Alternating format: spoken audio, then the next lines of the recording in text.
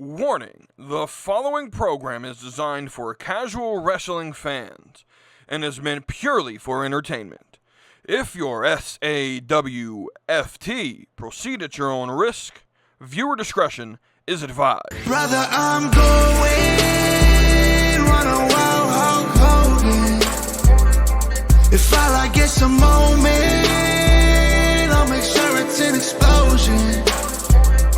Cause lately I've been seeing stars trying to kick out on this joy cord, but it's no holds barred. Middle fingers like I'm Stone Cold.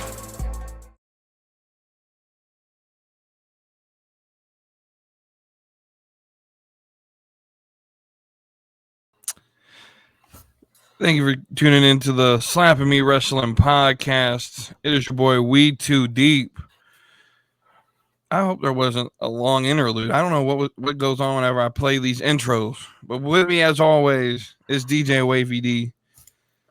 And we just going to go ahead and jump right into this. As always, links in the description. Join the Discord. Also, join the casual wrestling community Discord. Help us fight back against these IWC cockroaches that infest the wrestling conversation. That link's also in the description as well. You know, you can join all the fun, PLE chats, all of that stuff. So, and you wonder why your TikTok comments get reported. Look, yeah, I don't know who it was who reported me, but someone reported me for calling them dumb. It's okay. It's all right. You said, I quote, "Are you dumb, stupid, or dumb?" Huh? Yeah, I was quoting 6ix9ine for those the great lyricist. But we're gonna jump right on in. Because of the prompt for Let's Get Cooking, we have to set this up. So we're gonna do this after we discuss this the week in wrestling. Then we'll jump into Let's Get Cooking because the prompt is to book John Cena's heel turn. But before we get there, we have to set this up. So let's discuss. I already gave my Elimination Chamber immediate results on Sunday. So I want to hear, sort of your thoughts of it. Then we'll talk about Smackdown and Raw as well. So let's talk about the Smackdown before Chamber. I don't be honest with you. I don't remember much of it. Any thoughts you took from Smackdown? I like that there was a lot of matches. Mm-hmm. My one gripe with SmackDown, especially since the Netflix deal, is that half their wrestling is taking place during picture-in-pictures, which is the main argument I have with AEW. Because a lot of their matches take place in picture-in-picture. And it's like when something's in picture-in-picture, I tend to pay less attention because, one, I'm not getting the commentary for it. Second of all, I gravitate towards my phone. Right. Because I don't really want to listen to the commercials. And I don't get why it's so hard to do it the way Netflix does it. I know streaming and TV are different, but how hard is it to put your commercials in between your segments? Mm-hmm. I don't get it. You know what I'm saying? Like I'll take a 5-minute commercial break if it means I can get a full match without commercials. Yeah, absolutely. The picture-in-picture is annoying, and I don't think it would be as annoying if it wasn't every commercial break. It feels like every time they go to commercial, it's picture-in-picture, and it's in the middle of a match. And to me, that just says, well, this isn't important. Because just like you said, because even when it's like sporting events, when they go into picture-in-picture, I just grab my phone and I scroll until the commercials are done. Yeah. And so it's just sort of the way we're trained now to watch TV. I wish there was a way, and I know you can't really do this with cable television, where I could just pay for no ads. And that's with Netflix, and I get it. WWE wants the marketing money, so that's never going to happen. But unless you're in Europe and you don't have to get the commercials on Netflix, which is another topic we'll talk about when we get to Raw. But let's jump to Elimination Chamber. I've already sort of given my opinion on it. I want to hear yours. What did you think of the show? So some of my opinions were more negative until the outcome of Raw. Okay. So the women's elimination chamber match. I thought the opening with Jade Cargill coming down. I thought that was done really well. Mm-hmm. I wish they gave Naomi's spot a replacement instead of just eliminating her. Yeah, because they really didn't ring the bell, did they? They did ring the bell. They did. Okay. Well, But it was weird. That's why I wish they would have shown her laid out in the back. Mm. And I understand you wanted to re-debut Jade, which is fine. But at least at least have her like get attacked on the stage to where Adam Pearce or someone could come out, just like or maybe even something like they did at Rumble where Triple H comes out and is like he walks backstage and just finds a random woman in Gorilla and it's like, hey, you're up. Yeah. And so I do think because it was a sort of cheap elimination. I don't know. She who did she beat? She beat in the qualifier. Naomi. Yeah. Was it a triple threat match or was it a 1v1? The women's were 1v1. And Bailey had Lyra.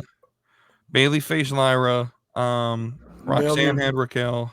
Naomi probably faced someone like Chelsea or someone. I think it was Chelsea Green.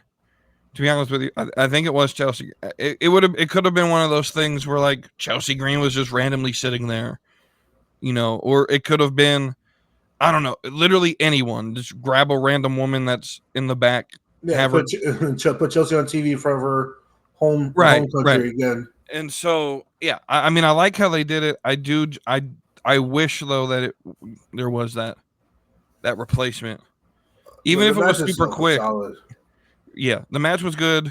There were some hard hitting spots too, like when Bianca was swinging Liv into the cage in the pod, when Jade was putting Naomi through the pods. Mm-hmm.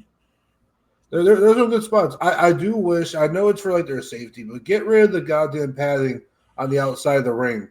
Like it's an Elimination Chamber match, okay? Stop making it look like a playground. It looks soft. Yeah. So when I went to Mania, this was back when they still had fan access and they didn't call it WWE World. When I went to Mania 33, I actually stood inside the original chamber. They had it. That thing is all metal, and we need to bring it back. I don't care what we got to do. Bring it back. I stood inside of it to get a picture with Rhino, which was pretty cool. And I was like, bro, you think I could take you right now? He was like, nah, bro, I'll gore the shit out of you. I was like, you're probably right. You're probably right. But yeah, I don't like the new chamber. I'm also sort of the same. I think their normal like cages are a little bit different as well than the older ones. That's another issue I want to talk about as well. When we talk about KO and Sami with that barbed wire chair, that was, some say it's not gimmicked. I don't know. I didn't see any blood, so to me it looked gimmicked. But we'll talk about that in a minute. So what did you think about the Tiffany Stratton Trish Stratton in that whole match? I mean, it was exactly what we thought it was. That match should have been Tiffany versus Trish Stratus 1-on-1. And like, I know you want to push Tiffany as like a face against Charlotte, but like, you can have a face versus face match. Not even that. Charlotte's already the. I mean, yeah. If we're talking about like Trish versus Tiffany, absolutely. Trish Stratus being the hometown favorite, but Tiffany is the crowd favorite. Yeah. Even if Trish is there, Tiffany's the favorite. And what a better way to get Tiffany over on the way to Charlotte Flair than to have her beat Trish Stratus, who is arguably a top 3 in the women's division of all time. And so in her hometown, where Trish gets up, shakes her hand or gives her a hug and, holds her hand up, points at her and all of that, passing that torch to Tiffany to be the next like blonde heartthrob of the WWE. Yeah, I don't understand why we needed Nia Jax or Candice here. I don't think it builds to anything. Yeah, it seems like we can't get past the Nia part of the Right, story. right, And I love me some Nia. Don't get me wrong. Like I'm a right. Nia supporter, but moving Tiffany forward, we gotta get her away. Excuse me, we gotta get her away from Nia and Candice. Yeah, I mean, you could have like low key even put her against like Zelina Vega, who's a newcomer to SmackDown. right, You could put right, her against So that's the problem. SmackDown low key don't really got that many women wrestlers right, right now. right. I mean, even if it was, Tiffany. First off, I'm of the opinion. I know I'm probably in a super minority here. Tiffany shouldn't wrestle at that pay per view at all. I'm of, and I know I'm of a super minority that doesn't think champions have to fight all the time. But I don't see the purpose of risking, because there were some spots there, especially when Candice was in the ring, where Tiffany could have blown an ACL, or I don't know how Trish is still standing. Nia fucking swung the fuck out of her into the. Oh yeah, when Tiffany was on the top rope, they did the same spot that messed up Charlotte's leg for the past year and a half. Yeah. He It's fell the stupid. same way. Some of these spots are stupid. This close to Mania. Low-key, you could have easily got rid of that tag team match, Mm. and you could have done a Chelsea Green match on the PLE, or You you could could have have done done that Lyra and an Ivy. an Ivy match, which is Yeah, pretty good. And then you could have even moved Tiffany to like a Waller effect segment where right. we get some words between Tiffany and Charlotte. Yeah, absolutely. I think you could have easily. I get you want the Canadian push with the pop, but Chelsea Green provides the same thing Trish Stratus does. Could have even done Tiffany versus Natalia for all we care. Right. Or if anything, the match they had Friday night, Tiffany versus Chelsea, could have been moved to the PLE. Where, they announce it, but Chelsea goes back and says, I'm not prepared for this. We got to back this up. And then Nick Aldis says, fine, you'll do it tomorrow. You have a day or something like that. I don't know. I love Trish Stratus. I do. I just don't really necessarily care to see her wrestle anymore. Because while she ages like fine wine. She doesn't move the same in the ring as she used to. Yeah. So it is one of those things. So next match was Sami and Kevin, which I think was match of the night. It was. And, getting what we got later in the night explains why it wasn't the last match of the night. Yep. I like how they kind of, how they turn all the WWE logos and everything off and the lights a little bit. The match was just how I kind of thought it was going to go. He beat the hell out of Sami Zayn. Yep. Sami's getting injured. He's going to be gone up until it should be past Mania, but he might return at Mania as like a run-in for the KO Randy match. But Sami Zayn should be out past WrestleMania. And I like the way the match went. I like the emotion behind it, the moves. I like how he got a little extreme. I do think they did 2 table spots. I think one of them should have been a flaming table. I mean, that's just me being like, if we give us 2 table spots, I know one of them was like 2 tables stacked on top of each other, but those 2 tables came before a singular table. So like, thinking almost like Bully Ray. Right. If I were like, I didn't watch Bully Ray break this match down, but I can picture him saying something like, all right, well, you gave us the 2 tables. How do we build upon that? Right. Why do you go back down to a single table? Right. And, you should have done something different where you put some tacks on top of it, set it on fire or something. Right. I 100% agree with that. And so we'll get to this barbed wire spot. I know it's not. I know I wasn't completely gimmicked there. I know there's a lot of people saying they didn't see like any. Somebody even said that it looked like it was painted on. It ripped Kevin Owens' shirt. I think it was super gimmick though, because Kevin Owens went face first into it and wasn't bleeding, so it was super gimmicked. Yeah, it's probably just filed down. Which is what they typically do. There was no way in the hell they were going to AEW this shit. And which is fine. It still didn't stop me from when Kevin Owens went face first. I literally screamed, "Oh shit!" because it was one of those spots I didn't actually think would happen. And so, I mean, this was a great match from start to beginning. It is, we knew it was going to be this good. And it was a good way to sort of get us into the men's chamber. The one thing the match was missing was showing their families in the crowd. Kind of like how when Sami's wife was in the crowd for his was it his world title match or no his Intercontinental title match against Gunther or whatever it was, or what was it against Gunther? Or was it against Chad Gable? I think it was against Gunther. It may have been against. I think it was because they showed Gable's, but that was against Gunther and Gable. We showed Gable's family. I don't actually remember. Or no, I think it was when Sami was facing Roman Reigns. It may have been that, yeah. Yeah, I think it was when he faced Roman Reigns at Elimination Chamber last year, or the year before, whatever. It was last year, right? Was it last year's Chamber? I'm be honest. Yeah, it was last year's Chamber because if Sami won, he was gonna face Cody at WrestleMania for the title.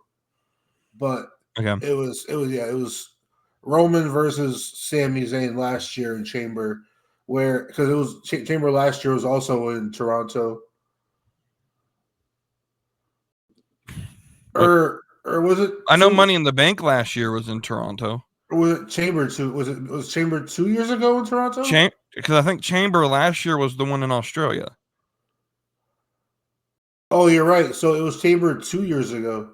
There was a show in Toronto.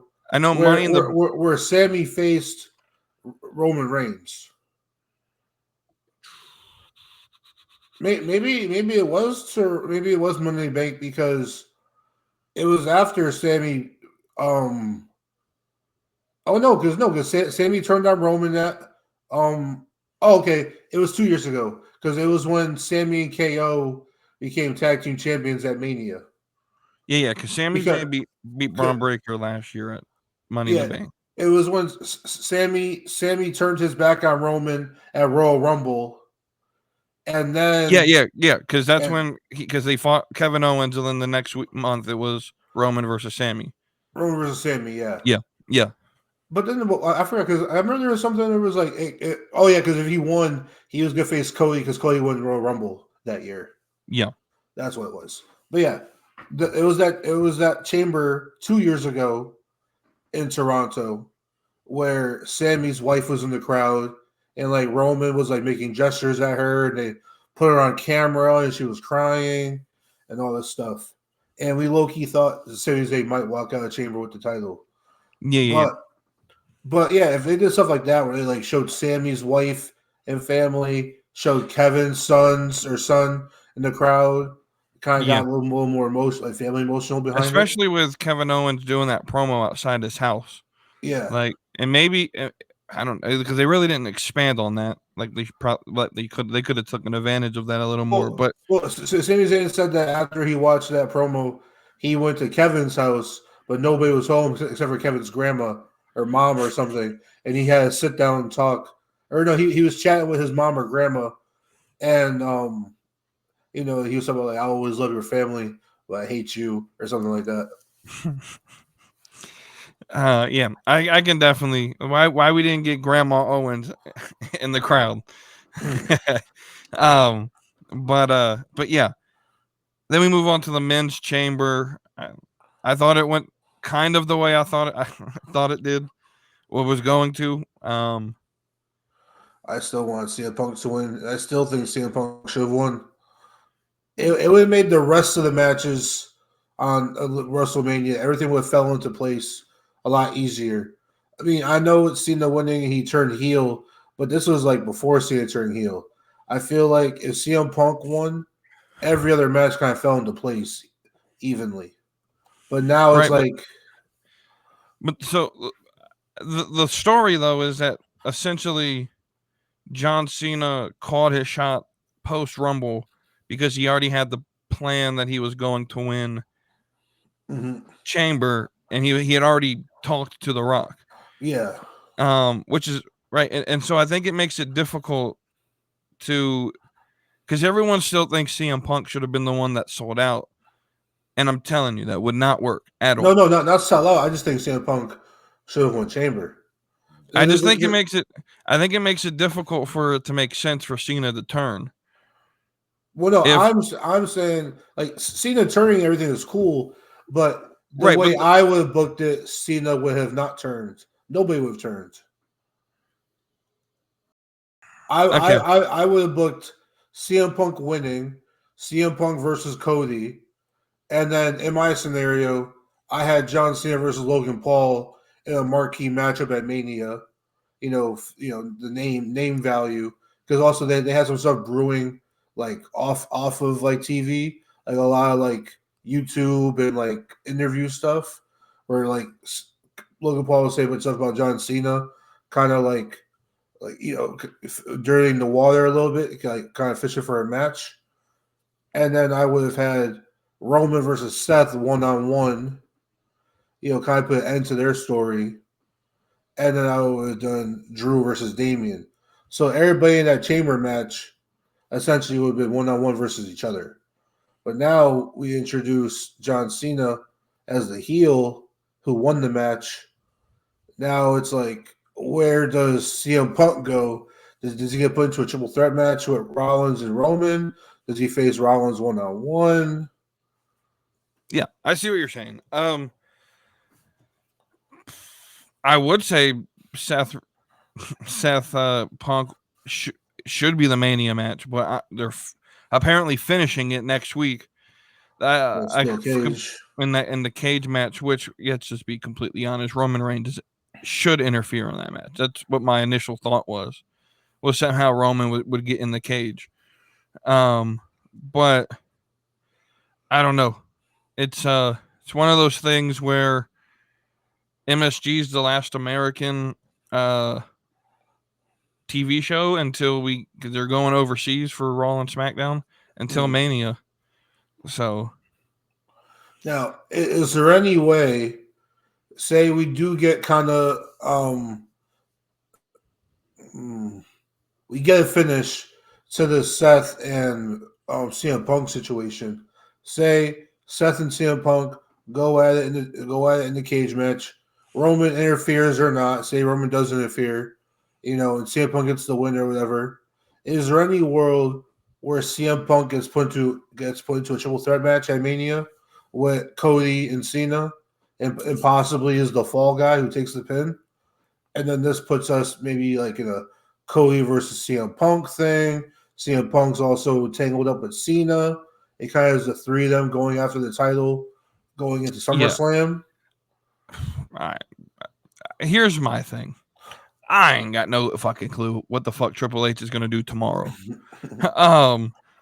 Y'all tune in Friday, because I got more. I'm a fucking shit on Triple H until the end of Mania season. Yeah, I fucking hate this motherfucker. I really do. And we're about to talk about the reason why. Let's turn into Monday night. Well, we can't forget Cena's turn. Cena turns. What was your immediate response? My response, I was like, "Oh shit, it's actually happening." Right. So I was laying in bed watching this, and now I'm gonna be straight up on this. So I know a lot of people that are sort of more casual, especially in the CWC. Like, I know, like, to my knowledge, like, Starry Night Sky's only been a fan for like the last 5 years or so. I know Mike hasn't really been that into it for that long. I think Nerdy D just got back into it like 2014-ish. I think, because I think he said he was at Mania 30. And so but even with like Mike and like Dirty D, they weren't really kids growing up with Cena. You and me were. And so I think for us, now I was never a Cena fan. I was always the guy chanting Cena sucks. Mike's not too old. Mike's like, I think 33. Did he just celebrate his birthday the other day? Yeah, I don't want to make him sound like he's like ancient, but he was probably like a teenager growing up with Cena. I mean, I remember I was in 5th grade, I think, when Cena's album dropped. Yeah. Yeah, something like that. But I mean, we like grew up with Cena. Like he was everyone and like that we went and like if you want to talk about a Cena hater though, Cody's was a Cena hater. This motherfucker hated John Cena. But like so part of me like sort of growing up never expected this moment. But when it happened, my reaction, the way I felt was like, holy shit, this happened.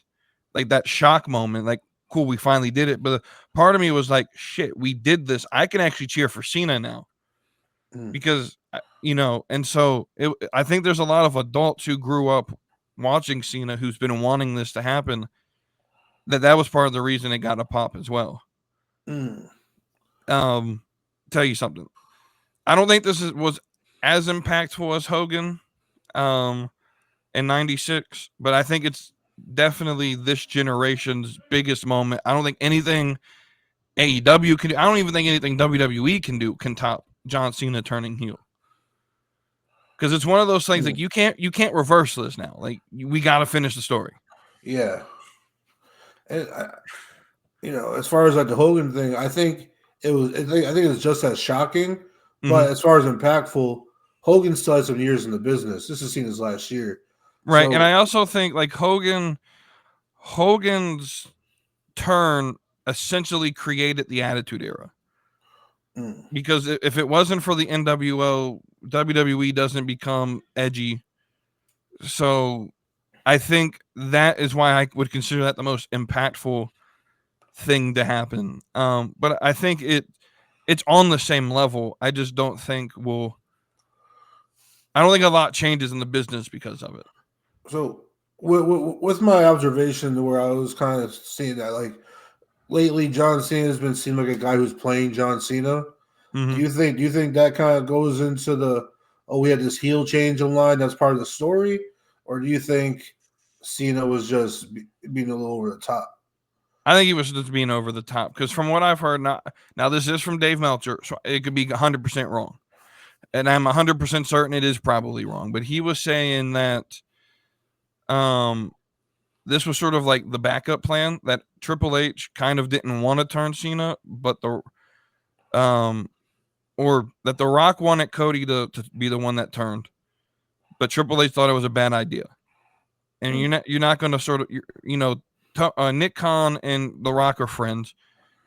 Triple H is always going to lose any argument between The Rock and him, just because of sort of the power structure, and so they sort of compromised, and Cena was okay with it.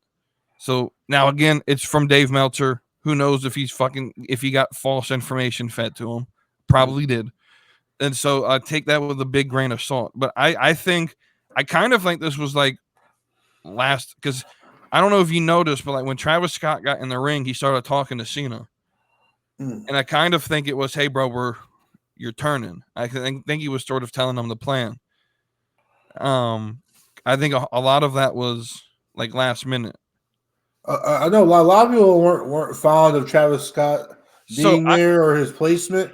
I thought he looked kind of cool. I thought he brought a little edginess. Well, he sort of. I don't hate him. I don't hate him being there. I don't think he ruins the moment. I think a lot of people think he does, especially if Travis Scott, and this is going to answer one of the questions we get asked. If Travis Scott makes the theme song, that explains every reason why he's there.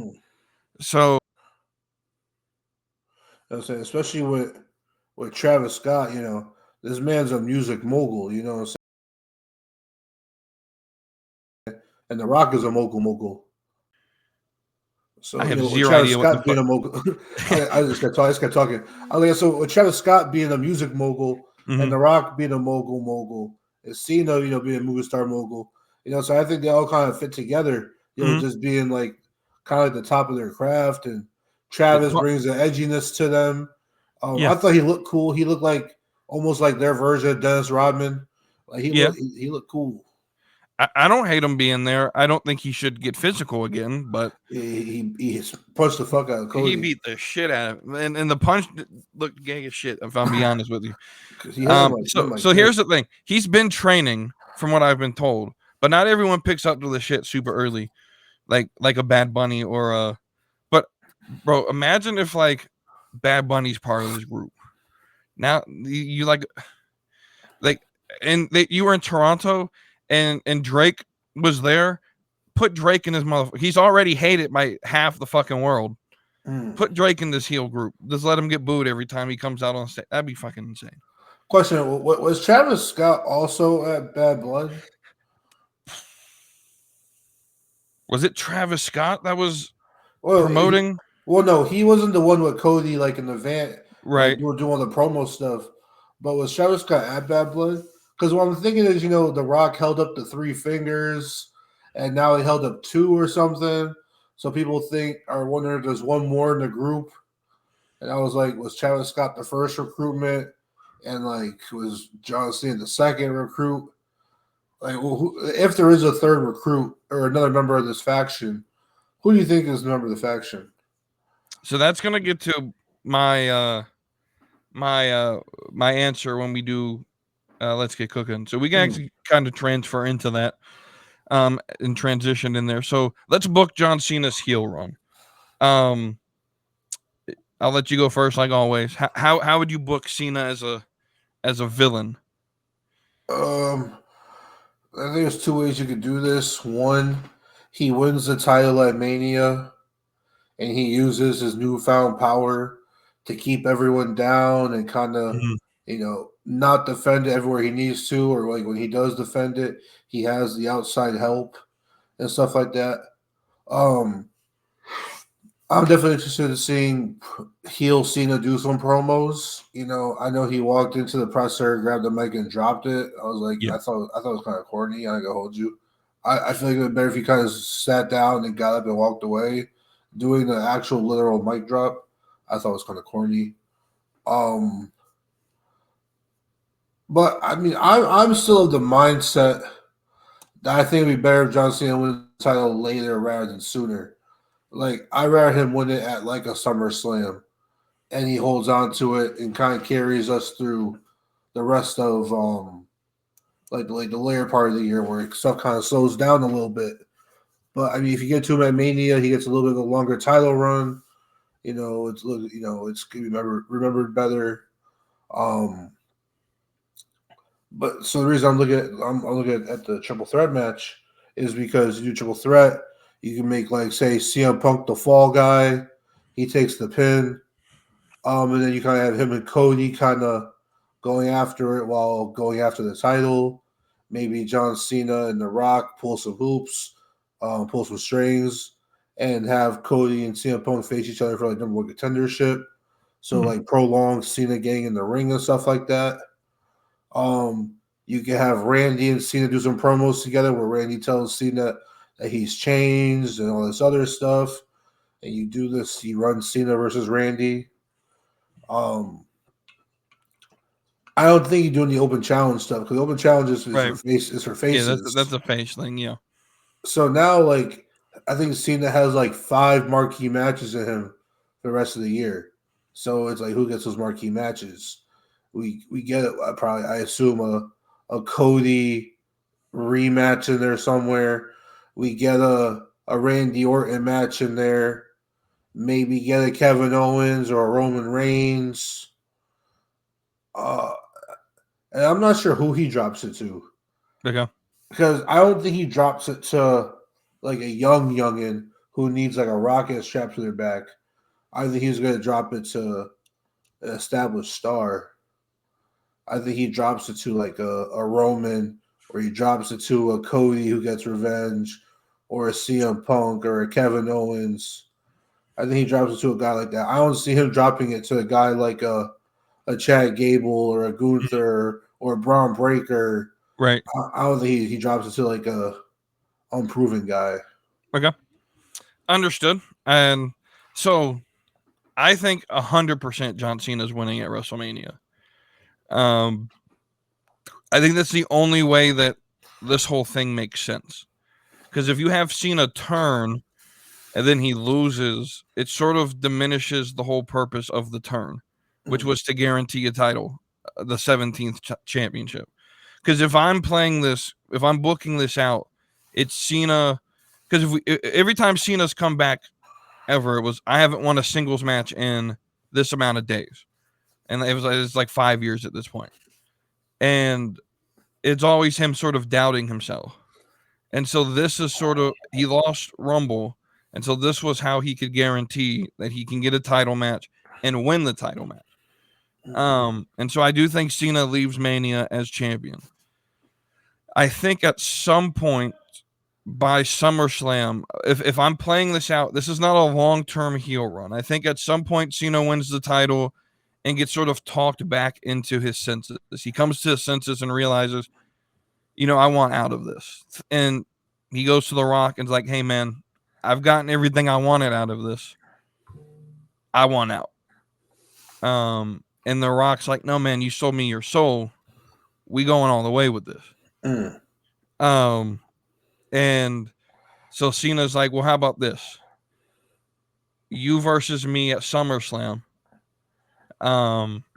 If I win, I can go free. If not, you can have my soul and the title. And sort of make it like a soul versus title match or whatever. Rock, Cena, SummerSlam in MetLife, where they've already met before. You could finish the trilogy. Now leading up to this, because you asked about who like the third guy is. So I think you have the third guy sort of getting the benefit of being the third guy without being announced to be the third guy. Now, I'll go ahead and give my answer. My answer is Ethan Page.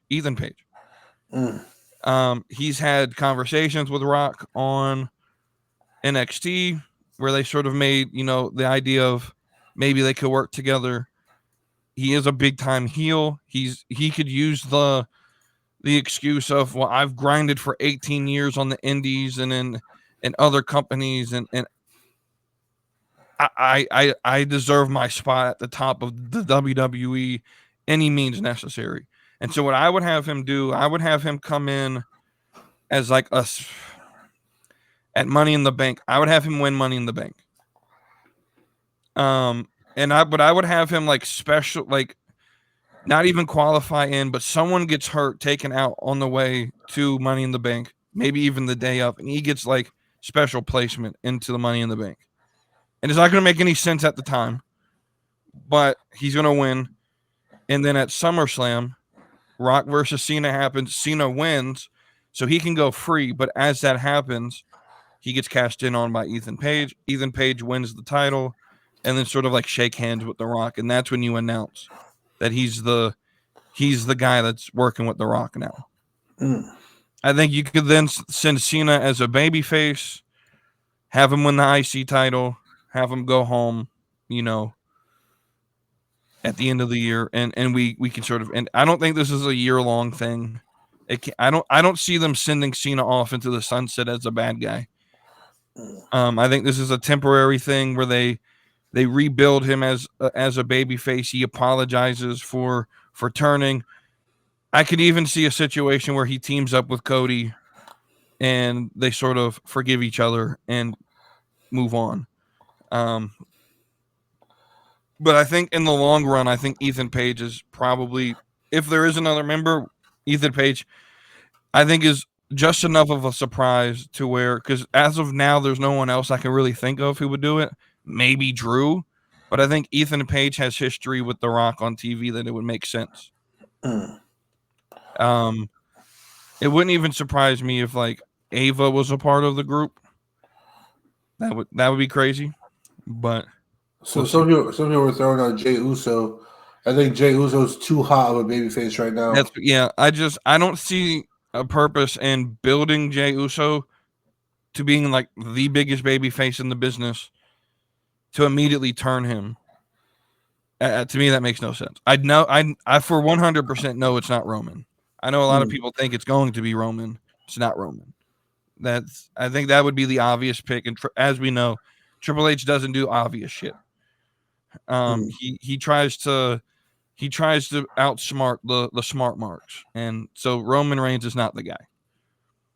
Where does that leave Punk? I think we're going to get a triple threat: Punk, Rollins, and Roman.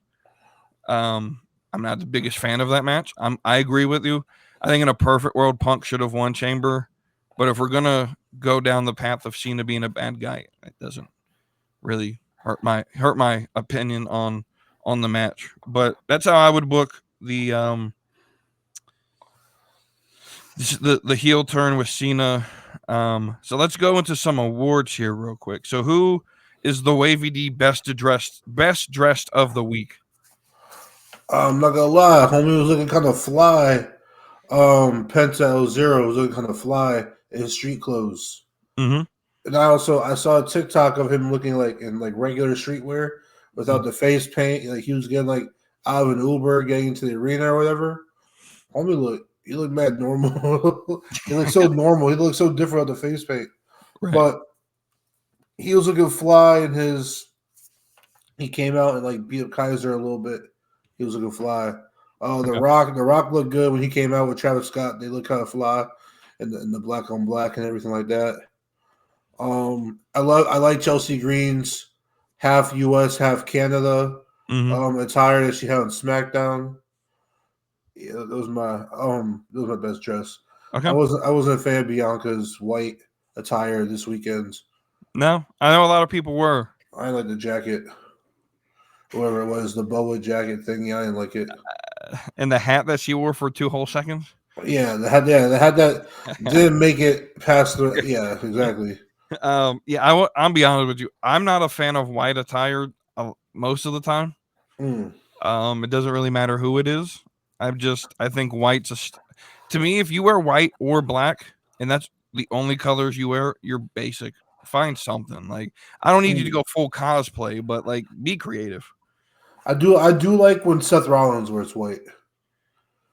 Yeah, he's like a Power Ranger almost. Yeah, but he has like design on his. Like white, a little bit of gold, the gold outline. Yeah. So, what's your best promo of the week? I think there's one answer only, but we'll see. When Cody told The Rock to go fuck himself, bro. Okay, I forgot about that one. That one was crazy because he just dropped the F-bomb out of nowhere. Because that's what I thought was the big swerve, was that Cody Rhodes fucking just cussed on TV. But Rock, go fuck yourself. I was like, oh shit. Crap. Who has some good promos this week? Gunther had a solid promo against Otis. Who am I missing? My answer is C. Yes. I was like, I know Bianca talked to Kathy Kelly backstage or whatever. Yeah, CM Punk. Not Kathy. It was Jackie. Yeah, it was Jackie. CM Punk to start Raw last night. Yeah, that was epic. This is a man that he doesn't even need a gimmick. He's been a grumpy old man for like 12 years, and he's the only person who could. And so I saw someone compare it because he sort of found the camera was like staring right down it, and people sort of said like compared it to MJF before. I forgot what feud. It may have even been Punk's feud in AEW with him.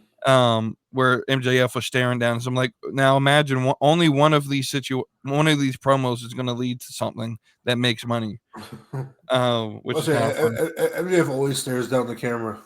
Yeah, I like it. It feels intimate when I watch him talk. But CM Punk killed that promo. And he got the fans involved because it was, and he was able to sort of go off the top, like give me names. Yeah, who do we talk about first? Yeah, he answered Pat. Pat was like, Pat really wanted him to talk about the final boss.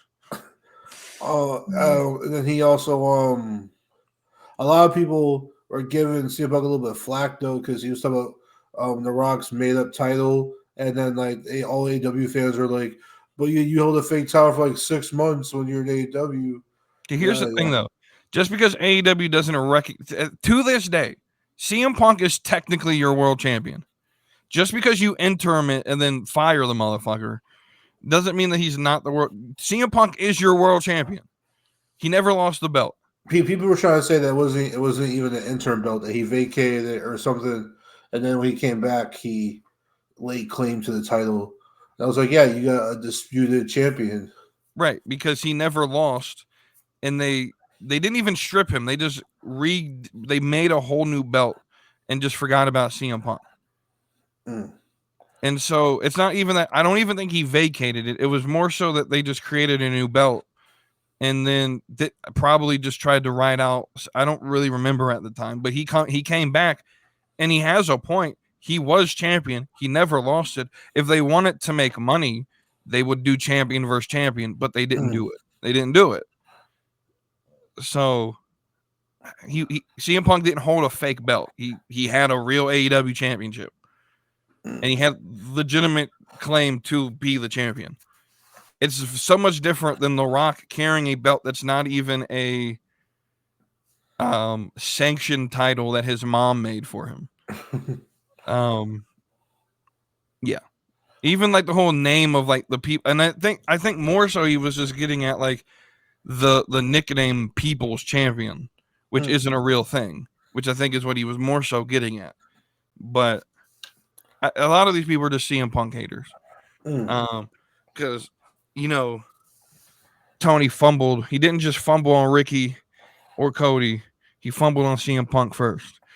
I don't understand how you let this guy walk out of your company. I just don't get it. What's your best match of the week? It's Kevin and Sami. Yeah, that was my answer as well. All right, I can't wait for. Well, before we move on, okay. I don't know if you saw, but we're getting Chelsea Green versus Michin again in a street fight. Another street fight on Friday. Yeah. Okay. And then we're also getting Ray and Dragon Lee versus the New Day in a Tornado Tag Team match. I saw that one. Yeah, that's gonna be pretty good. Underwhelming performance of the week. Underwhelming performance was the women's tag match at Elimination Chamber. Yeah. Another underwhelming performance. The Smackdown tag division. I know they're trying to hype it up with all these like. That brawl made no sense. But like that brawl made no sense. My point, my whole issue with that is you did a brawl, but typically, but not even that. It's typically when you do a brawl though, someone's supposed to look on top, and it just no one benefited from that whole segment. You were just beating the shit out of people, and so I don't know. Like, there's no direction as to where that's going, and so it's just 5 teams that are to the point to like I updated my Mania card. I just have all 5 against each other because I don't know who's gonna fucking be in the match at Mania. So, okay, so we're gonna get to the nitty gritty here because I couldn't really think of an underwhelming performance to me. So I went and as much as I love referee Jessica Carr, she's my underwhelming performer because that was a fucking blatant disqualification last night. I don't give 2 fucks about all of this bullshit. We talked about this in the Discord. Okay, referee discretion. Now there's rules. There are rules. Okay, well, guess what? If you go back to WrestleMania 40, we had Cody and Seth versus Roman and The Rock. These guys went into the crowd and fought. They went up one aisle. They went behind the crowd. They came down, and they came like down the entrance. These dudes, they're wrestling in the crowd for like 5 minutes. You get no 10 count. They showed leniency, referee discretion, and that's some bullshit as well. If there's rules, but I would also say that so James's argument of it's a title match, you have to be a little bit lenient is some bullshit. You would in most situations you would want more fairness in title matches. I just think when it's blatant, like there's a difference between being lenient on your 10 count and someone blatantly getting involved in the match that's not supposed to be there right in your face where you could call the match. Now you're just making your referee look stupid. Well, I mean, it's not the first time WWE has talked about referee leniency in their matches. Like they always talk about how, here's a referee, Charles Robinson, being a little lenient, whatever. Like say when say Gunther, whoever has a match and they're on the outside, or like they throw them into the like the ring steps or whatever, or like when they're outside for longer than a 10 count. Like they mentioned it on commentary before. It's not like the first time they mentioned it. But again, a 10 count is different than like a DQ. Like if I'm not scheduled to be in that match, just because the referee wants to be lenient, I can just come interfere. Especially when the whole reason this match was created was because Rhea got involved in the qualifying match and caused the DQ. And so you're going to call a DQ in one match, but not call it in another. I don't necessarily think that it makes the referee or the product look. Well, also calling it in that first match is what got us in this cloud situation in the first place. And also, if I'm not mistaken, Rhea Ripley is the kind of the one who escalated stuff. Bianca was chilling there. Rhea is the one who kind of made the first contact. That doesn't change the fact that the rules were broken. Bianca didn't really strike her; she just pushed her back. But the rules are you can't lay hands on an opponent in the match. And also, referee leniency is what got Liv and Raquel the titles last week, anyways. This man Dom got involved in the match like 3-4 times. Should have been ejected. He got kicked in the head, laid in the ring for like 15 seconds. And it's a little bit different because he was never spotted. That's part of, again, right? He was spotted. That's how Raquel got the That's how Raquel bounced her head off the pole. It was because the referee was taking it down for like 20 seconds. To me, when it's blatant, like Dom doesn't get caught a lot of times, but when it's right in your face, like you make the referee look dumb, you look the product look stupid. Now, in that same match, though, Dom also put Liv's foot on the rope right for the referee's face because the referee was in the wrong spot. Did the referee see it? Yeah, the referee's making the count right here, right? So say the count is going right here, right? The referee, instead of say the ropes are right here, right? And the pin was going on like, I don't know, over here. Instead of the referee being like kind of up here, like and like looking at it with the ropes outside of his vision, he was like turned. So he was looking at the count, like the shoulders and the ropes, and Dom was like this, right in front of him, like right in his line of vision. But the referee had to act dumb like he didn't see it. And so the argument is going to be used, and what you're using is, well, WWE's done it before. And I'll just keep the same argument. It's stupid. It makes the product look dumb. Well, my argument is that they showed leniency in all the matches. The Dom one was just because the referee was kind of in the wrong spot.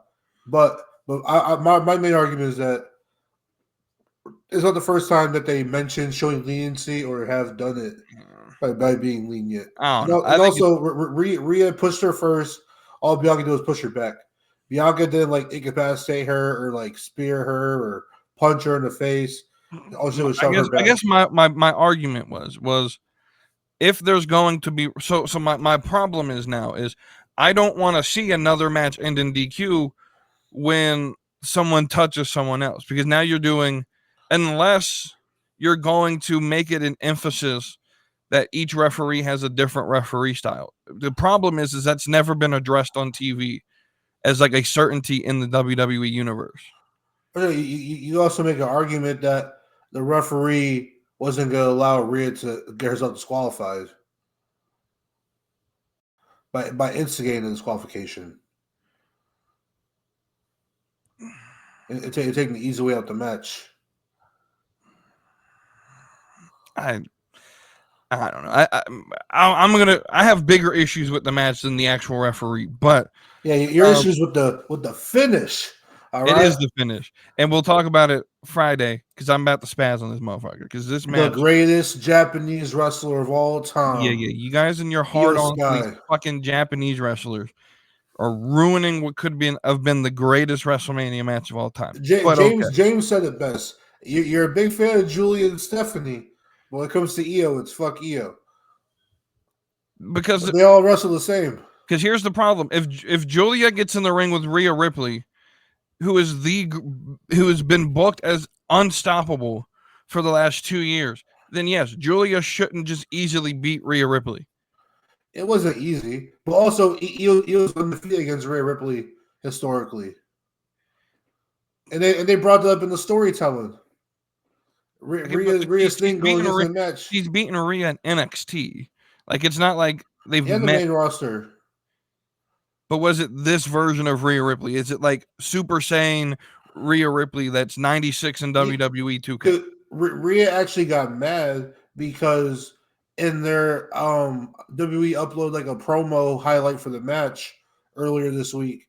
It was like an 8-minute promo talking about their feud going back to like February of last year and how Rhea hasn't been able to defeat Io Sky in one-on-one competition.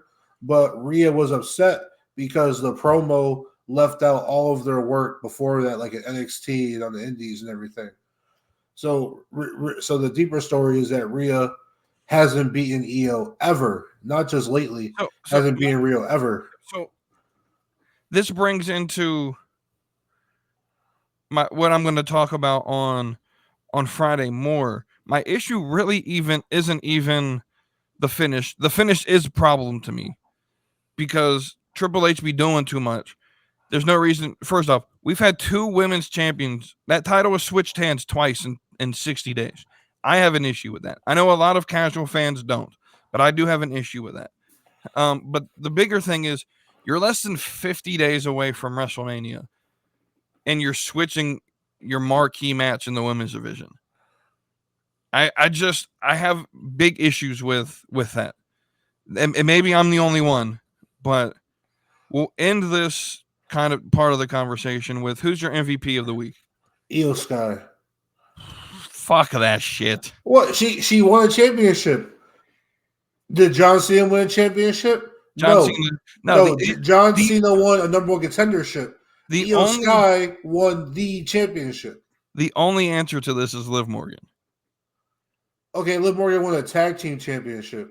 And then went to Elimination Chamber and got the shit beat out of her. Exactly. And is still standing today. Okay. I'm just saying, she won a championship, but Io won a championship that's higher up the totem pole. Liv Morgan's the MVP. There's no other answer to this question. Huh? What the fuck has Io done? She participated in 1 match. Liv Morgan won the championship. Liv Morgan's been on like 3 shows in the last week. Congratulations. She didn't win the World Heavyweight Championship. All right. Io Sky won the WWE World Heavyweight Championship, and she solidified a spot at WrestleMania. Whereas has she? Because Triple H likes to pull bullshit out of his fucking magical bag of tricks. So who knows? We might get a rematch in 2 weeks. Well, no, because it was booked. If you remember Elimination Chamber, the Elimination Chamber was booked as the winner of this match will face the winner of Rhea Ripley or Io Sky at WrestleMania. Yeah, but Triple H likes to pull bullshit out of his little bag of tricks. So Io got championship. She booked a ticket to WrestleMania. The worst that can happen is that match gets turned into a triple threat, which I think it will. We'll see. Let's move on to these questions from the Discord. We got some good ones. Let's start here with you are sentenced to death at the Uso penitentiary. What is your last meal? Essentially, you're on death row. They tell you can order anything for your last meal. What's it going to be? I think we've done a version of this question before, but we'll do it again. Oh, let's see. My last meal at the Uso penitentiary. Give me like 3 Baconators.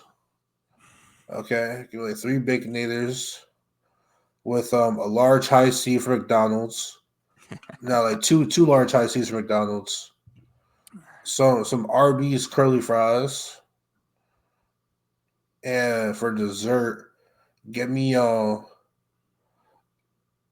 strawberry New York cheesecake. What's it called? Blizzard from Dairy Queen. Okay. So this man went reasonably what I would call cheap. Because I'm sitting here thinking I could eat anything and I don't have to pay for it. The taxpayers are going to have to pay for this shit. I'm going all out on this. We're going fancy on this shit. So I'm gonna need y'all to get me a tomahawk steak. I want the biggest motherfucking steak you could find. Bone straight down the middle, tomahawk, bitch. Cook this thing medium rare. I don't care. Find the fanciest chef to cook this thing. And I want the freshest Maine lobster you can pull out of the damn ocean. And I want that bitch cooked for me. I want some baked mac and cheese. I don't want none of that Kraft bullshit. I want it baked. I don't care what the fuck cheese you use. I just want some baked mac and cheese. We're gonna get a little bit less fancy here. I want a tall glass of chocolate milk. Oh, he wants chocolate milk with a steak.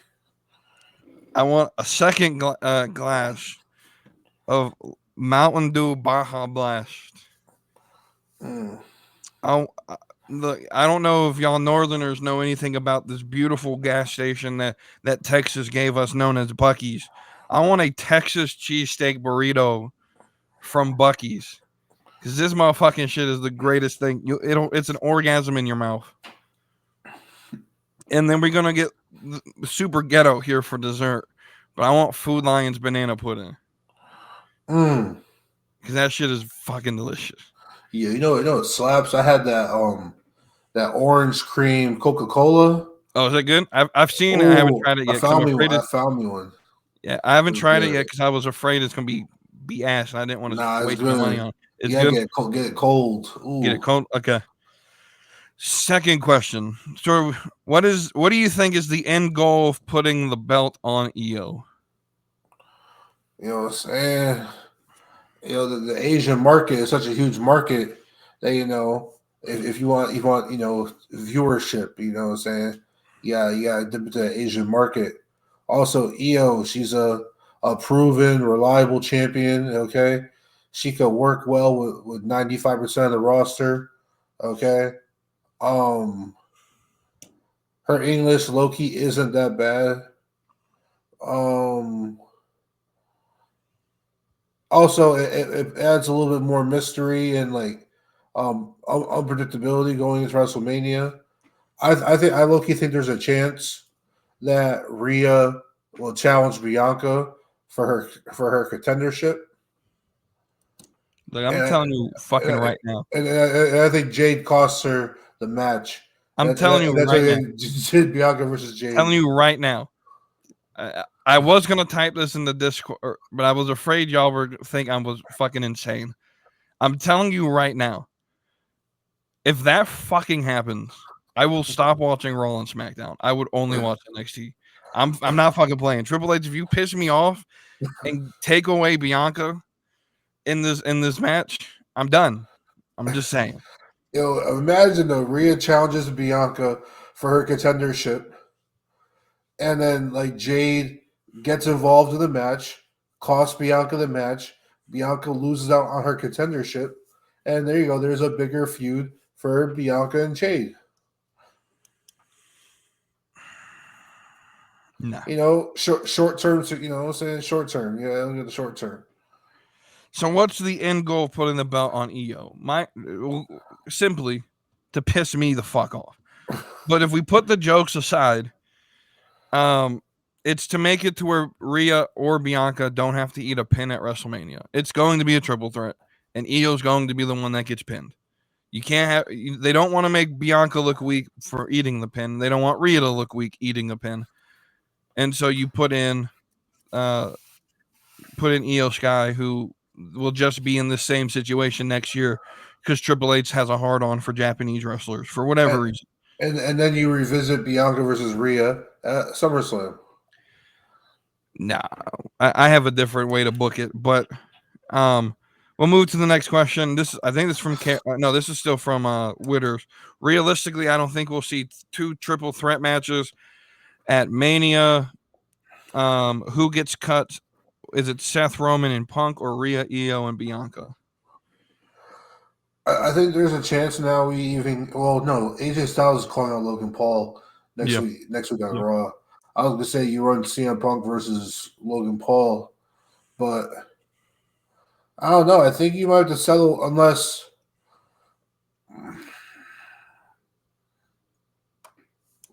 I don't know. It's looking like you can get 2 triple threats. That's what it's looking like. Yeah. So realistically, go ahead. I didn't mean to cut you off. Oh no, you're good. Unless somehow the Samoans, Mhm. I don't know. Unless somehow you get like Jacob versus Roman or something. So yeah. So Roman's the one that's sort of like the. So we're definitely getting a women's triple threat. Roman's the. I'll have a clearer answer after next Monday. If Roman, because I think Roman gets involved in the cage match, and if it does, it'll be a triple threat. But I do realistically think that we get both because Triple H loves to use triple threats as a way to remove rules to get surprise returns. Mm. And my surprise return, I think we get at Mania, is Asuka, and I think Asuka is going to attack Io. That's my prediction right now.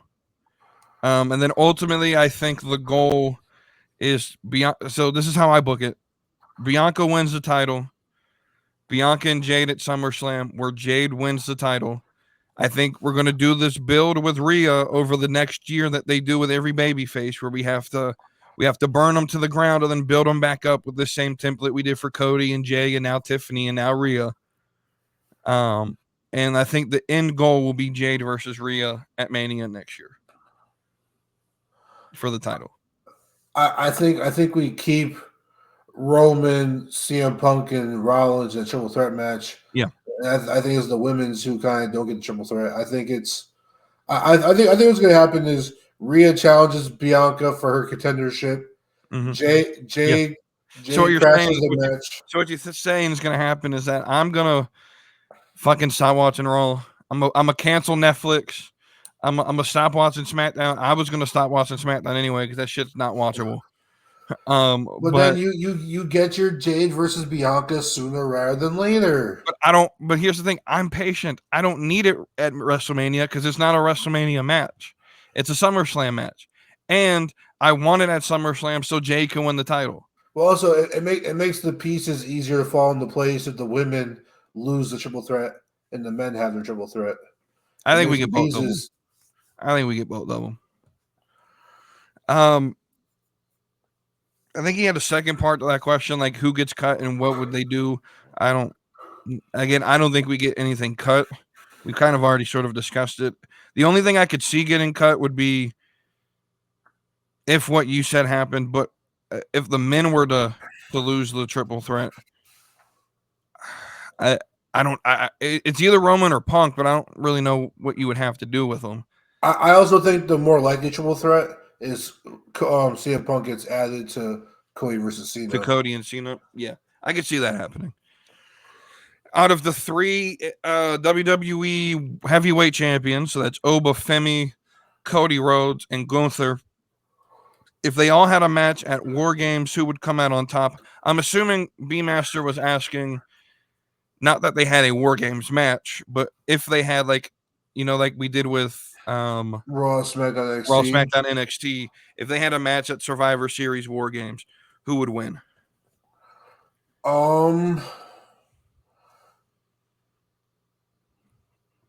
I feel like Raw and Gunther would win. Or Raw and Jay. I guess it might be Jay at that point, but we'll say Gunther for the time being. Right. I think because I think that their team would be able to last together longer as far as being on the same page. So I don't think it's a War Games match. I think it's just the three of them. It's a triple threat. Oh no, because you asked them, "Are we picking teams for?" Oh no, sorry, he said just the three of them. Yeah. Oh, okay. Just a triple threat. Oh, so if it's Gunther, Cody, Oba, I think Cody wins. Oh no way. I think so. What happens is that here's what's going to happen. Okay, so Gunther is going to somehow get Oba Femi into that sleeper hold, right? Okay. He's going to get into that sleeper hold. Oba Femi is going to like low key kind of be on the verge of passing out, and as he's on the verge of passing out, Cody's going to come from behind, put Gunther into a crossroads. And, Oba Femi's going to roll out the ring because he almost passed out. Cody's going to hit the crossroads, and Cody wins the match. So, if we're doing this realistically, the strongest character of the three is Obafemi in terms of how well they've been booked, how strong they are. Obafemi's damn near unbeatable. And I also think because there aren't championships involved here, there's no reason to have Obafemi take a pin here. Cody can overcome a pin. Gunther can and has overcome pins before. I think Obafemi wins. It's also who's booking. Yeah, it also depends on like what we do here. If it's a real life fight, Obafemi's winning.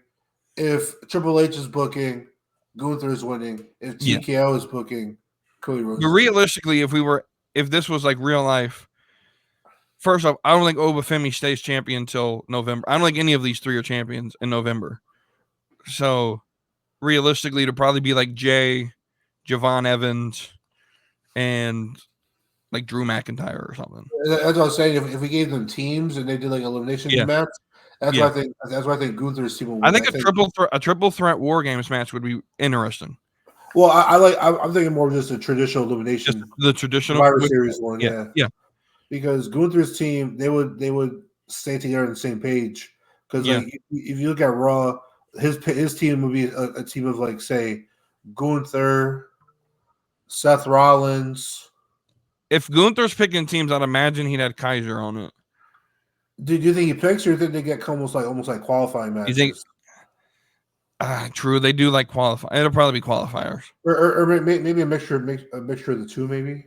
Maybe, yeah. I'm thinking you get like Gunther, Seth Rollins, Punk. Here, while I think of Raw, you think of NXT. So I think you get 5, right? Yeah, 5. Yep.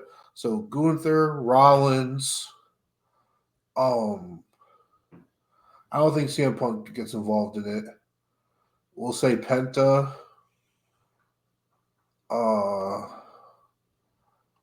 Gunther, Rollins, Penta. Jay.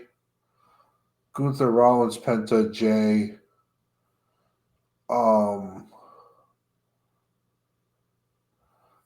And what's AJ Styles. Yeah, so be Oba, Trick are guarantees to be in. Probably like a Javon Evans and Ethan Page and I was thinking, is it going to be D'Angelo? Would they put Ricky Saints in it, or would they put Wesley? You could put Rich Holland. Sean Spears could even do something with, but D'Angelo would probably be because if you were doing that where like NXT gets like some representation, you would put the big guys up there that have name recognition. So yeah, it'd be Oba, Trick, Ethan Page, Javon Evans, and Tony D'Angelo. The problem is like all 4 of those guys hate each other. Right, and then that could even play into the story. And that's what I was thinking, like Eddie Thorpe as well could be on there because everyone fucking hates Eddie Thorpe. So I think SmackDown got a squad though, but I don't think that they'll be on the same page. You got like a Cody, Jacob, Damian, Drew, and probably LA Knight. Oh yeah, LA Knight or the Miz. The Miz always sneaks his way into these freaking 5-man teams, and he's like the unofficial captain. Right. I think Raw will do the best job at not tearing themselves apart from the inside. Yeah. If we were doing teams, Raw would win. Just because the other 2 teams would just turn on each other. Exactly. There you go, Triple H. We booked that for you. You're welcome. Next question. Will John Cena and Travis Scott create Cena's new song? I hope so. I'm assuming that's the plan. If not, so. Travis Scott makes very little sense being a part of this.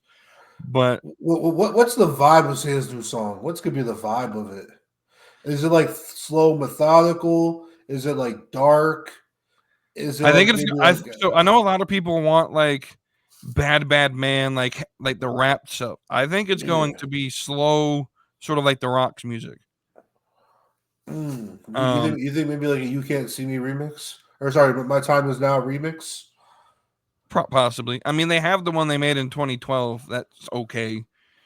Here's the thing. please do Travis Scott as the producer, because if Def Rebel gets on this shit, if John Cena's heel turn gets Def Rebeled, it's people are gonna be pissed off.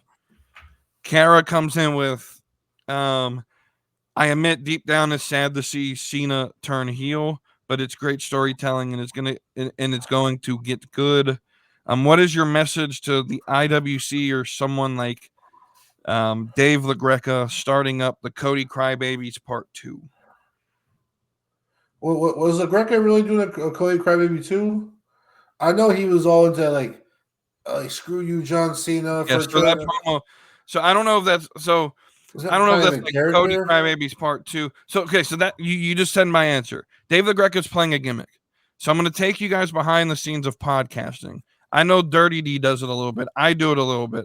You have to play a little bit of a gimmick when you're on the podcast, when you're podcasting, because let's just be honest. If everyone gave their thoughts in the world of wrestling, every wrestling podcast would sound the same. And you need to sort of stand out. I think Dave LaGreca is 100% playing a gimmick.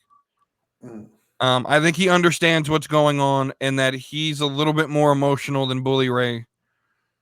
And they have to stand up. Where Bully Ray's more of the heelish character, Dave LaGreca's got to be the super mark to get that show to sell. And so I don't necessarily think it's a bad thing. I think he's just doing his job. And it also gives WWE content to sort of air when they do these fan reactions to things. Yeah, not every video could be Santee and Weezy, right? Or in the clutch. My dude Dub made it on there on Monday. Yep. But yeah. So I don't necessarily think Dave LaGreca's actually pissed off at John Cena. I think he's just playing a gimmick. And so I think obviously it works because they're a top 5 listened to podcast every single week. So, yeah, that's where I stand on that one. I didn't get a chance to listen to June Cornette yet.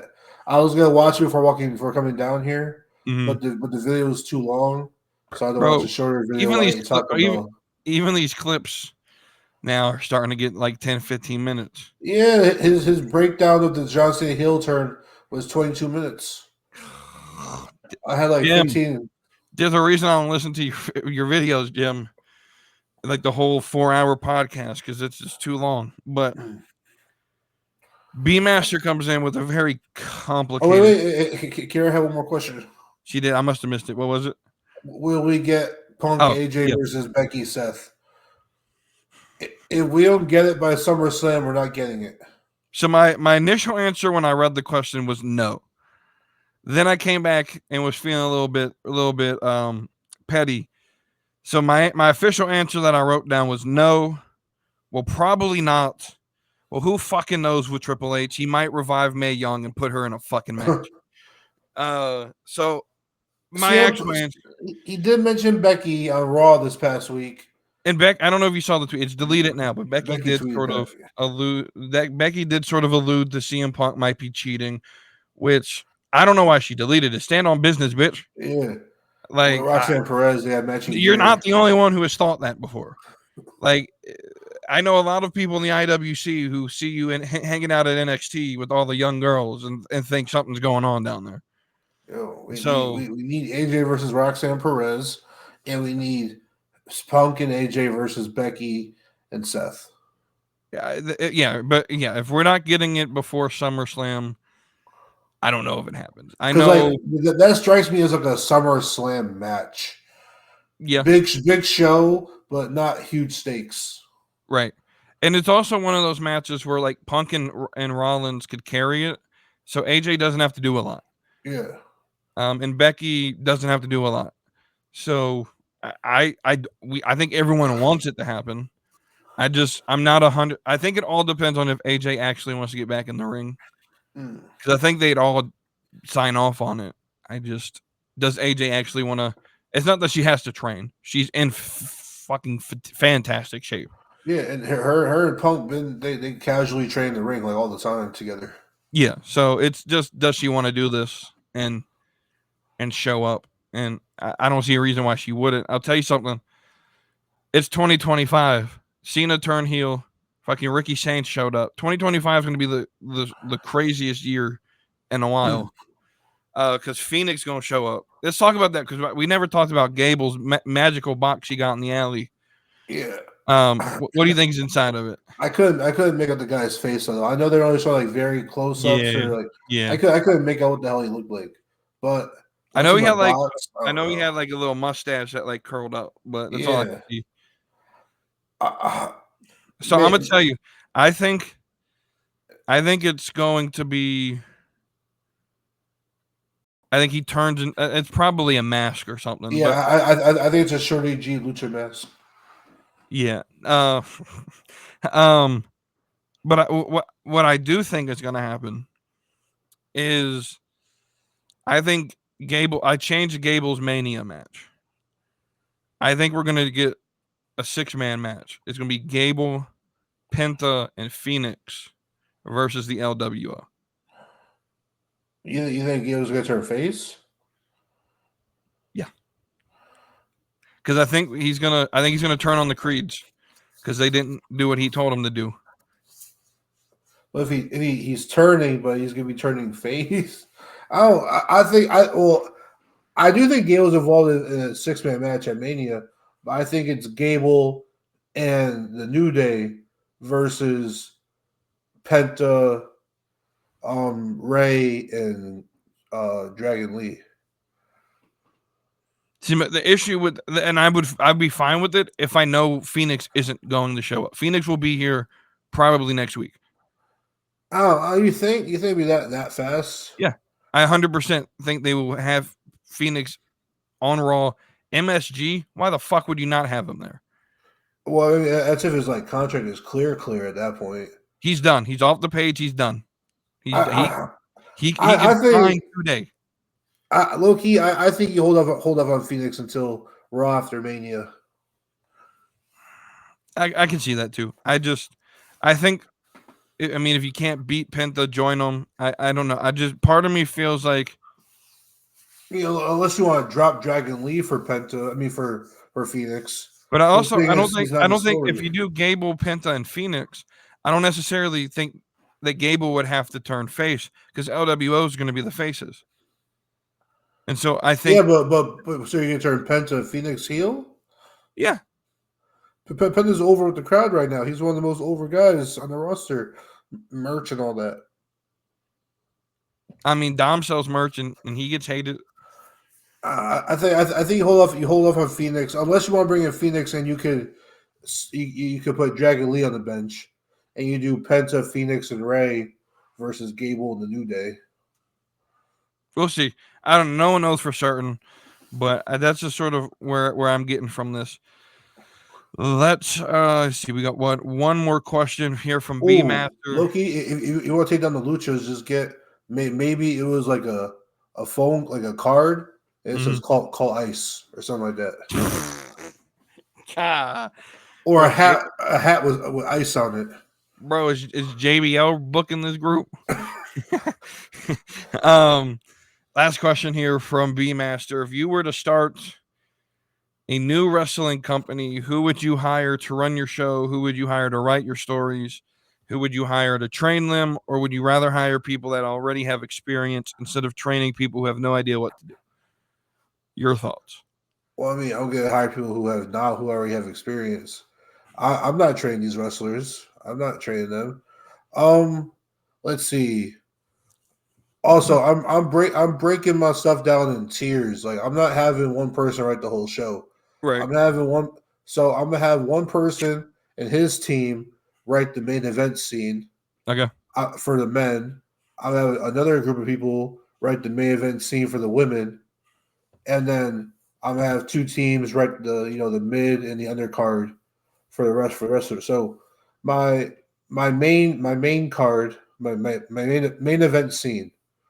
My main event scene for the men is going to be written by Paul Heyman and Michael Hayes. Okay. And for my women, it's going to be written by I don't know if he does story writing or just like match match production, but I'm putting what's his name? Natalia's boyfriend, her husband, Tyson Kidd. Tyson Kidd. Yeah. Tyson Kidd is gonna be in charge of my women's wrestling matches.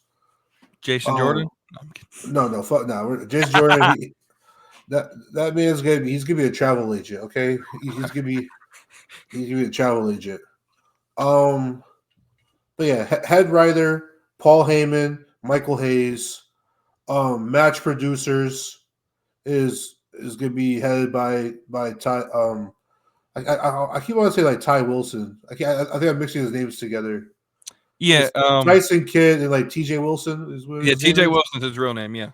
Yeah, T.J. Wilson / Tyson Kidd. Yeah, he's gonna be the head of the match choreography. Okay. Michael Cole's. He's gonna be the head of my commentary team, and he's gonna train my commentary team. To take over when he exits, and then I'm gonna offer Michael Cole a writing position. Okay. So he can do it like remotely. He doesn't have to be on the road all the time. Take your well-due break. But he's Michael Cole's gonna be a guy who wants to keep a finger in the wrestling world, keep a toe in the water. My trainers is going to be the NXT crew. Okay, we're having A Train. Okay, A Train is doing the training. Bring in Natalia and Tamina are going to be my trainers for the women. My men's trainers. Well, the person who oversees it is A Train. Okay. A Train is the head trainer. The women's trainers are Natalia and Tamina, and then the men's trainers is going to be like AJ Styles when he retires. Okay. And Billy Gunn. You're bringing Billy Gunn. Okay. And also my writing team is Shawn Michaels. He's gonna be my like booker. So I'm gonna be the booker. He's gonna be my co-booker. He's gonna be my circle. Okay. All right. So first off, this is a question that I probably think about once a week. I'm gonna be completely honest with you. Because let me tell you right now, if I would have hit this lottery last night and won $200 million, you damn straight I'm starting a wrestling promotion. I'm Tony Khan this bitch. But I'm gonna learn from Tony Khan's mistake, because that's what I'm assuming, that if money's not an issue, I can do whatever the fuck I want. And I'm gonna immediately get in contact with whoever the fuck I need to get in contact with at WWE and saying, I want to be your developmental. And so, he mentioned the idea of like, would you train wrestlers, or instead of training wrestlers, I would start straight from scratch. I want to be like the bottom league, like know my role. I want to be part of your WWE ID. Give me that type of money, that funding, to do that. Let me train your next generation of wrestlers. With the entire purpose of sending them to NXT, sort of like a minor league system. I'll pay them, I'll train them. You supply trainers and for me, whether it's Booker T's training school or WWE ID has like 5 different training schools that they signed with, and I'll run a promotion with them. That's not necessarily independent, because I would have it like be exclusive to, you can only work for me, but I'm gonna pay you well. And I would hire for my writing team. Of course, it would be me. But this was an idea passed in the casual wrestling Discord. If we were to ever start a wrestling company, why would we hire people that have been in the business? Because a lot of these people only think one way. And so my commentary team would be Milwaukee Mike and DJ Wavy D. You guys would be my commentary team. I would have Dirty D doing my marketing. He could do the graphics. He could do the t-shirts. I mean, he already has like his own printing company, so he can do posters and all that shit for me. My booking team would be me, James, and Cody to keep I can book for the casuals. I'm gonna be like Vince though. I get final say because James and Cody will book like 17 matches on a card and be like, "We're gonna AEW this bitch." And I'm gonna be like, "Nah." And you got Cody, who's your historian. Right. And so I would need some experienced indie stars though to put the belts on. You can't just put newly trained wrestlers. I got you, Matt Taven. Yeah. And if I were to hire someone that was maybe experienced in booking, I'd hire Al Snow. I'll be honest with you. He books OVW and they put on pretty decent product for the little budget that they have. Quick question. Do you think someone like a Stevie Richards, do you think he's good at producing a match, or do you think he's just good at analyzing it post match? I know he's good analyzing it. I think he'd be a good producer. I think Maven would probably be better at producing. Because I think Stevie still sort of looks at wrestling through a particular lens, which is why him and Russo are still friends. Kind of like, well, yeah. I was like, Stevie kind of reminds me of like when like Bubba Ray kind of details stuff, or like Jim Cornette to a certain degree. Yeah, they're trained to watch wrestling through a specific lens. Where I think someone like Maven's a little bit more even keeled, like center. He understands what's popular now. Yeah, he also came from wrestling as a fan. He was a teacher with The Rock on his wall, and then wrestled The Rock.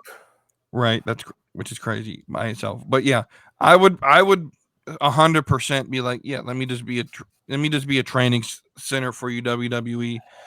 I'll be your minor leagues. But I don't know if I could. I don't know. Part of me feels like if I could Tony Khan this shit and immediately compete with WWE, why the fuck would I not? I'd hire Vince McMahon. I'll be completely honest with you. Get Vince McMahon in here to write some wrestling for me. And then the only criteria is Kevin Dunn staying the fuck away, because them fucking switching scenes every 2 seconds. Like, I'm glad we don't have that no more. Who's like your first three wrestlers who are not under like big league contract that you're signing? So not WWE, not AEW, not TNA. Okay. Shit. The problem is I don't know who's on the indie scene anymore. I'm bringing in Velveteen Dream. Dream, I like him. I would say Speedball, but he just signed with AEW, so can't use him no more. I'm bringing Enzo Amore. Enzo, I like Enzo. Okay. There's a dude out here who wrestles in the local promotion. His name, I don't like his wrestling name. We would have to change it. His wrestling name is Brad Attitude, which is straight from the 80s, and I fucking hate it. But I saw him in a match against Ziggler, and it was one of the greatest matches I've ever seen. I would hire him. He's been in wrestling for like 20 years. He just did a scaffold match like it was fucking old ECW. we had a local indie guy similar to up here who just retired, I think 2 years ago maybe. Mm-hmm. Or well, he just went into the it's called NEW, which is the Northeast Wrestling. Yeah, it's our indie company up here, and his name is Brian Anthony. Okay, and he's known as Mr. NEW or Mr. Northeast. Mm-hmm. He's like our equivalent of like a Shawn Michaels. Okay. You know, if you get a chance, check him out. Brian Anthony, Northeast Wrestling. Heard. I've seen some Northeast Wrestling stuff with Perazzo and all of them. I've probably seen one of his matches. The name doesn't ring a bell, but I've probably seen one. His color was lime green for his career. That was like his color. Okay. T-shirt, so there's that. I hope that answers the question for you, B Master. Yeah. And we'll end this show with the finals of Thirsty Tuesday, this bracket. It's a fatal 4-way. The representative from TNA, surprisingly, I'm going to be completely honest with you, is Tessa Blanchard. The representative from NXT is Sol Ruka. The main roster representative is Liv Morgan. And the AEW representative, for whatever reason, this Discord just fucking hates Harley Cameron, apparently. Or has a fucking hard on for Anna Jay. And it's all James's fault. I'm blaming him. But Anna Jay is that representative. Let me get this poster up here. I got to put a poll, too, so that we can actually vote.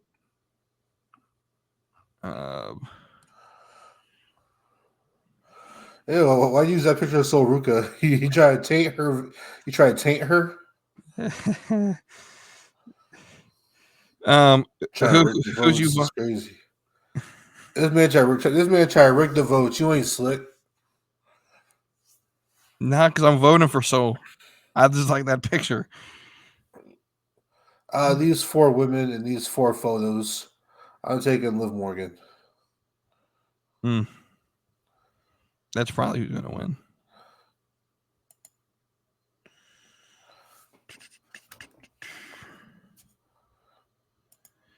Oh, let me get this poll up here. Liv Morgan.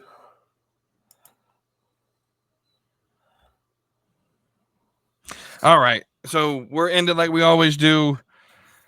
Wavy D gets the final words. What we got going on? Yo, so we trying to find some love. You feel me? So I got this work bay. You feel me?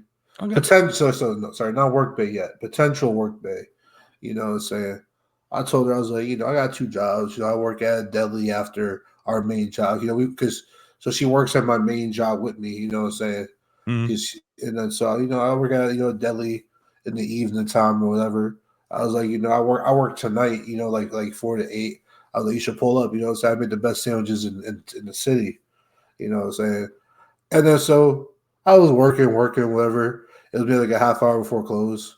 Homegirl, she showed up. She showed me got a sandwich for her mom's.